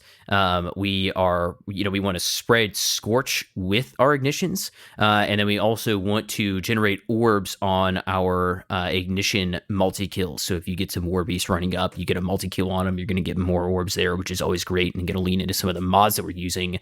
That's going to give you plus 10 strength and plus 10 resilience total, and should be a wash on your discipline plus 10 and minus 10. You could also run Ashes, but because I'm not actually applying Scorch, I'm just straight up applying an ignition for my conditional finality. I don't think that Ashes is super valuable here, but is generally a great exotic fragment, or solar fragment, I should say. Weapon mods, Solar Siphon. You could also go Heavy Ammo Finder and Heavy Ammo Scout, like Court mentioned. Not quite as necessary if you're going to be running Aeon guaranteed, but still nice. On the arms, heavy-handed and firepower for, depending on which build you're going for. Heavy-handed, definitely, if I'm leaning into my closer range and I'm going to be bonking a lot of enemies. No sense in running firepower if you've got healing grenades on, but impact induction is still useful either way.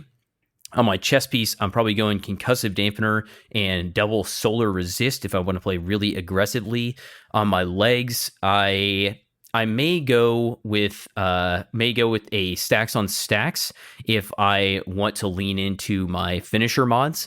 Otherwise, you could go with double Stasis Surge, which is going to affect your conditional finality, which I know that doesn't make any sense, but that's just where we're at right now. Or you could go double Solar Surge if you want to help out your other, your energy and your heavy weapon. Finally, on the class item, you've got Special Finisher if you want to burn up 3 stacks for some special bricks, double down on generating ammo for your teammates, as well as Empowering Finisher for getting a charge back. You also have Bulwark Finisher, which is kind of your safer option there. But if I have healing nades that are allowing me to go in and play aggressive, I'm not super worried about that. And then finally, rounding out the build, you go with Trustee in the energy slot for the long range, and then Hezen Vengeance or Fixed Odds in your heavy slot. A lot of fun. Use your Towering Barricade, get the Unstoppables in close, deal massive chunk damage, ignite everything around you. Just ton of fun build there. The other build that I'll talk about is kind of the one that I mentioned a few weeks ago, focusing on Abandoned Leap boots for your Strand Titan, Shackle Grenades into the fray, Drinker's Lash, and then on the threads there, you've got Generation, Warding, Mind, and either Transmutation or Wisdom. Basically, those are all centered around getting my grenade back quickly, picking up orbs for Woven Mail, increasing the amount of class energy that I'm getting back when I kill suspended targets, which is just a great loop with Abandoned Leap. And then Wisdom or Transmutation is kind of, do I want to spawn a Tangle when I have Woven Mail, or do I want an additional orb when I get a precision kill on one of my suspended targets? I won't go super into the mod set here. Again, you're using like Solar Resist and Concussive Dampener. You're on your class item, I think Reaper is quite strong. Reaper basically is you use your class ability, you generate an orb on the next kill. You can pair that with Utility Kickstart and just kind of feed a loop there if you continue to get kills, especially with something like Wisdom that's super strong.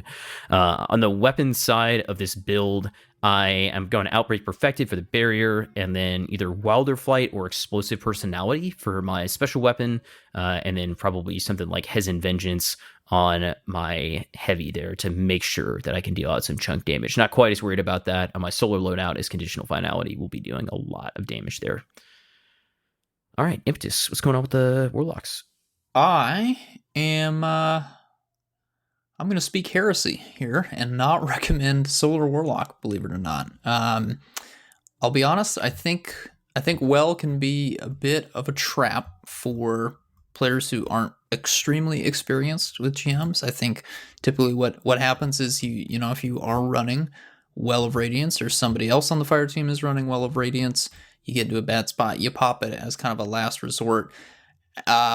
Everyone else on the fire team sees that the Well of Radiance has been popped, and then they immediately go to the well to stay alive. That puts all of, you know, whoever's alive, up to 3 people, all in one spot, and that is a very dangerous thing to do. I don't recommend that for most of the GMs. That can be a great place to die immediately, to have some enemy get a triple kill on you, which is the worst way to go out. So I want to be very cautious here.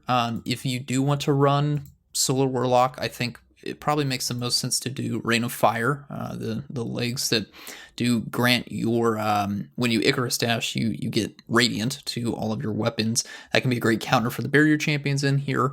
But again, I'm only recommending that specific setup to people that are very, very comfortable running GMs, and in particular Proving Grounds. If you're planning to go in for the first time here, I'm going to actually push you to use Strand instead. I think you'll have a better time. Yes, it's still going to be tough. You're not going to have the access to healing, but there are still plenty of great options in Strand. Of course, Woven Mail is going to give you a ton of damage reduction, which is going to be huge here. I don't actually think you'll need to rely on healing to get through this. It's tough, but it's not that tough. So if you're very comfortable, if you're an experienced farmer of Proving Grounds, yes, I think Rain of Fire and even a well can be nice if you're running with people that know, you know, when not to stand in the Well of Radiance, especially in the tank room or the boss room, when lots of damage can come your way really quickly. So that's definitely an option. But for most players, I think you're going to get a lot of mileage out of Strand. So the build I'm recommending for Strand is going to be that Threadling build that I talked about a few weeks ago. I am making a few changes here. We're not going to be using Grapple Melee this time around. That's probably going to be a little bit too risky for a lot of players. So instead of using the Grapple Grenade, we are going to be using the Threadling Grenade and just generate a bunch of Threadlings. So of course, our super is going to be Needle Storm. I've just talked about our grenade, the melee Arcane Needle. You can't change that. We are running Healing Rift, so you do have access to a teeny tiny bit of healing. Not as much, of course, if you were on Solar, but that is still coming through your class ability. The exotic armor is going to be Swarmers. Great exotic armor. We're not going to be taking advantage of the tangle part as much, right? There's 2 parts to the Swarmer. Destroying a tangle spawns a Threadling. We're not going to be focusing on that so much. It's the second part that we're really looking at, which is your Threadlings unravel targets that they damage, not kill, that they damage. This is a great way to get unravel going. Again, it's not unraveling rounds. That's not going to work for your barrier champions in here, but you're still going to be spreading unravel to enemies, which is going to help with the aggressive crowd control that this GM does require in quite a few areas here. For the aspects, we are running Weaver's Call, Mindspun Invocation. Those are the only 2, of course. Nice thing with Mindspun Invocation, we are going to consume our Threadling Grenade and immediately generate 5 perched Threadlings. That's the maximum number of perched Threadlings. Again, the other part of this is that Weaver's Call, you cast the Rift to weave 3 Redlings and deploy any Threadlings that you have perched there. So with this combination, we can get up to 8 Threadlings going out all at once. That's going to be great. Again, this GM has a lot of enemies that like to push you. We've already talked about the War Beasts. You've got Gladiators. We've also got Unstoppable Champions. It's nice to have a counter to that. So you'll have the Threadlings kind of go out and be that first line of defense while you're shooting at enemies to slow them down, weaken them a little bit so that you can finish them off. You know, maybe you've got that Titan with the Aeon Gauntlets there. Weaken a few of those enemies down, go in for an easy finish just to keep them off your back. That's going to be really nice here. That's why I think Threadling build will be a little bit more beneficial for our Warlocks here. On the Fragment side here, we're going Warding, right? Woven Mail. Oh, fantastic buff, especially for Grandmaster Nightfalls. So you're going to be getting Woven Mail from Orbs of Power with Thread of Warding. Thread of Generation, of course, got to get that grenade back when we're dealing any type of damage. That's going to be fantastic. Thread of Evolution just makes those threadlings all the more aggressive. They can travel out further and deal more damage. That's fantastic. And then Continuity, this is kind of tying back into our Swarmer's exotic armor here. So that Continuity, of course, the Suspend / Unravel / Sever effect has a longer duration. We're going to be modifying our Unravel effect that the threadlings are going to be deploying here. So that is the subclass build here. For the mods, again, it's mostly just focusing on getting the grenade back as quickly as possible here. Really going to recommend Grenade Kickstart. Going to try and run up to 3 copies of Bomber on my class item. I think that's going to be a fantastic way. You're going to, again, be getting Thread of Generation coming in there and helping you get that grenade energy back as you're dealing damage. So that's another excellent option. We're just stacking all of that up there. Threadlings are, I'm very curious to see how they stack up on a Grandmaster difficulty. I don't think they're going to be, crazy, but I'm just hoping for them to deal enough damage to kind of relieve the pressure that will be on my special and primary weapons and make it so that I don't have to waste a super heavy ammo on minor or major enemies. So if you want to run something like Ashes to Assets, you can, but I don't expect to be getting a lot of threadling kills from my grenade threadlings. Definitely want to do heavy ammo finder. That's going to be very nice here, especially if you're the person running Skyburner's Oath. Heavy ammo finder for sure, because that's going to get the maximum number or maximum opportunity to generate a heavy ammo on kill, especially if it's with Skyburners. Fastball is going to be very nice if you want to get those threadlings out to an enemy that's further away. Just know that they may not be able to, if there's any threadlings remaining, they may not be able to get back to you if you throw it out a little too far. But again, you can also consume it to get the maximum number if you know you need that. So that's another mod I'll recommend. For the Orbs of Power, I'm a big fan of Better Already, especially paired with, what's the other one that gives you the immediate amount of health? Is it Regeneration? I can't remember the other one. Recuperation. Recuperation, thank you. Yeah, Recuperation and Better Already. I like to have one of each, especially on harder difficulties. That's just so nice because, again, you want to make sure that you're generating as many Orbs of Power as possible. I'll talk about how to do that for this specific build in just a moment here, but I like to run a copy of one of each on my legs here. Typically, maybe have the third slot have Innervation. That just reduces my grenade cooldown whenever I pick up an Orb of Power. That's just nice. Who doesn't love grenades, right? We're Warlocks. We're used to this stuff. And then, as I mentioned before, as many stacks of Bomber on my class item as possible, just to really make that as fast as possible here. When it comes to Orbs of Power, again, if you're going to be running Skyburner's Oath, you want to make sure that you have your Solar Mod equipped as well to get those Orbs of Power generated. Skyburner's dealing that extra damage to Cabal is just so huge. It really does scale well with the Grandmaster difficulty. I was using it the last time we had Proving Grounds in the Nightfall rotation, and it paired quite well. So I definitely would recommend that.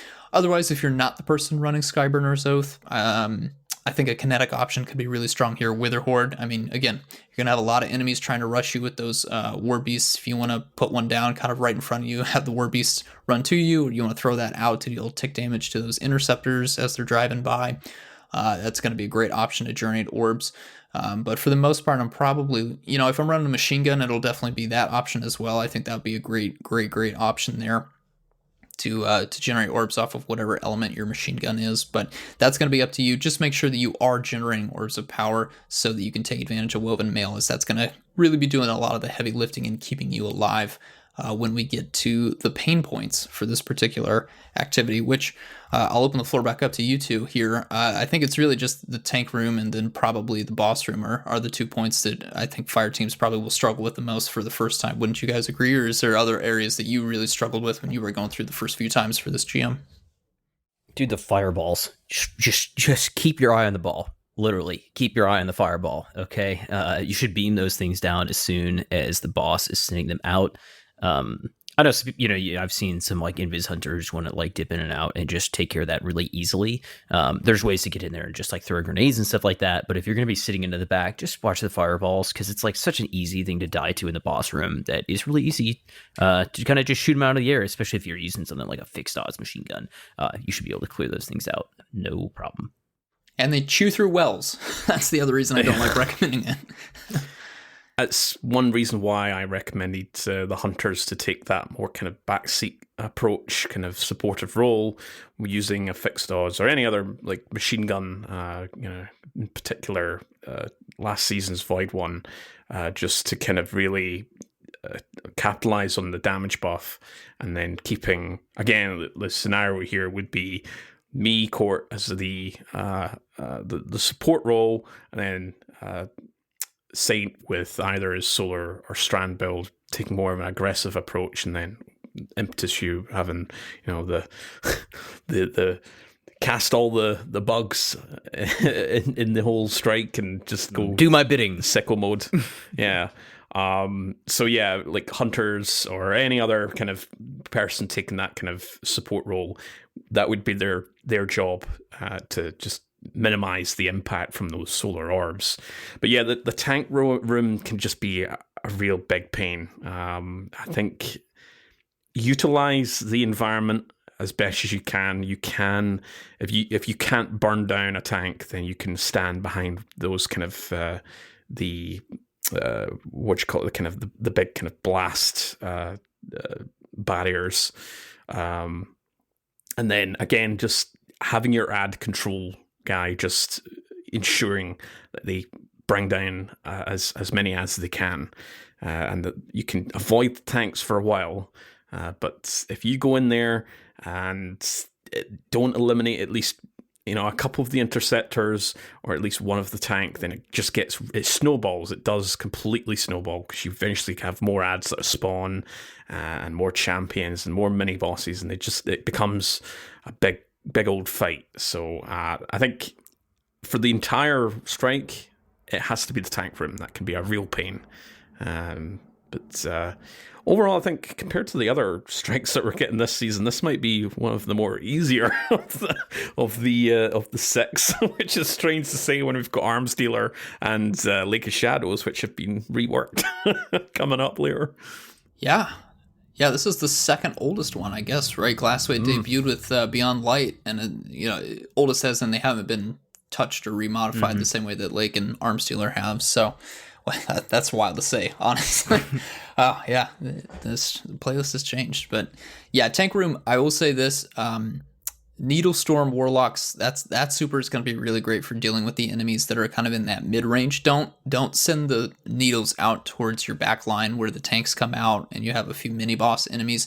Really use it kind of for those little...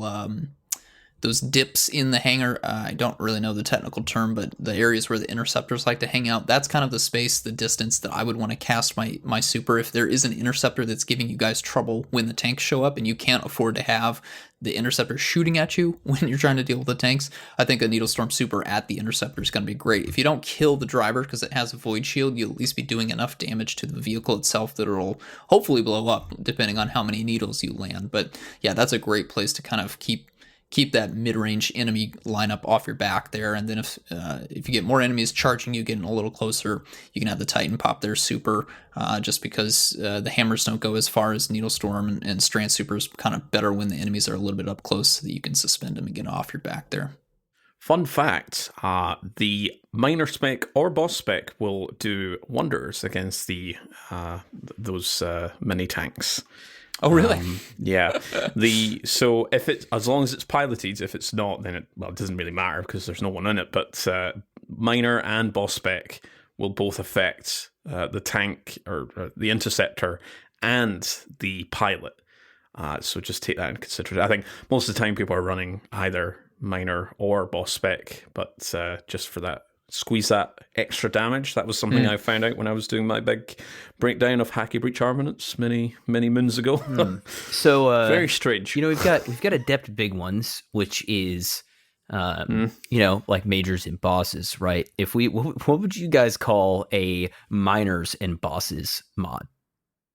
Minors and bosses, so excluding the majors. Well, can't think of anything PG appropriate to call it, but I don't know. That's a weird one. I've always thought we should get like adept minor spec, like, adept small ones, minors and majors, adept little guys. Adept little guys. That's even better. Maybe Jack and Beanstalk. It's there you go. Minors and bosses. I don't know. I think for this particular strike, it is... I mean, we always say this for every Grandmaster, but this one, you do need to take it easy and take it slow, because it can snowball, and you don't want that. We've got a lot more options to stun unstoppables now and barriers, but I think I'm still going to go into this Grandmaster post Lightfall being, right, we need to take it slow here. This is one of the strikes where you can't go in Hell's Blazing. Like, I can do that with some of the other strikes that are not actually present for this season, but this one is just like, okay, slow and steady wins the race here. And just being very meticulous with how you're approaching each room and each kind of encounter. Yeah. It's a good point. Sorry, go ahead, Saint. No, I was just going to say, you can get your time down over some runs, but yeah, just take your time, learn the spawns, beam those tanks, right? And you'll get your time down as you practice, right? Mm-hmm. Yeah, I was going to bring up a point about time. Pre-Lightfall Proving Grounds, we were comfortably doing it in, low 20s, high teens. Obviously, we'll have to see how the changes kind of play out and stuff, but it should not, if you're trying to run it over and over again, you should be trying to get under 30 minutes. I think that'll be definitely a very doable time. First time clear, of course, yeah, I mean, you're going to be shifting, going slow, of course. Don't worry about time for the first clear, right? You just want to go for that clear, of course, to get through it. But if you are interested in going for repeats, if you're trying to farm for a hung jury, 25, I think, would be probably an appropriate time to hit. Like 25 minutes, sub 25 minutes again. Not going super aggressive. Right. Yeah. All right. Do we have any further thoughts or opinions kind of for this particular strike or the rest of the episodes? Anything else to add? Definitely check out the infographics. It's a lot of information. Yeah. A lot of information. Yeah, I think we're always quite apprehensive when we come to do these particular episodes because there is a lot of kind of data and information being thrown into the audio waves. We don't necessarily have a kind of video format, but that's why, we're looking at doing these kind of infographics as kind of additional or supplementary resources. So I'm glad that I can make those kind of content and have as kind of things to read and share with your fellow Guardians. All right, well, as the saying goes, that is it for episode 58. Again, we have talked a lot of technical details and dense topics this week. So as we always say, we're always open to questions and feedback in our DMs or over on the Destiny Massive Breakdowns Discord server. Next week, we'll be back with some more GM talk and we'll cover some of the more recent news that we've omitted this episode. Big love to our patrons and sponsors who keep the lights on, and of course a special thank you to our audio engineer Autodidaktos. My name's Court. You can find me over on Twitter as Court Projects, over on the Massive Breakdowns Discord server as Court. You can find my infographics over there as well, on top of many other great resources and applications to enhance your Destiny experience over on the Destiny Massive Breakdowns website. Impetus, where can we find you?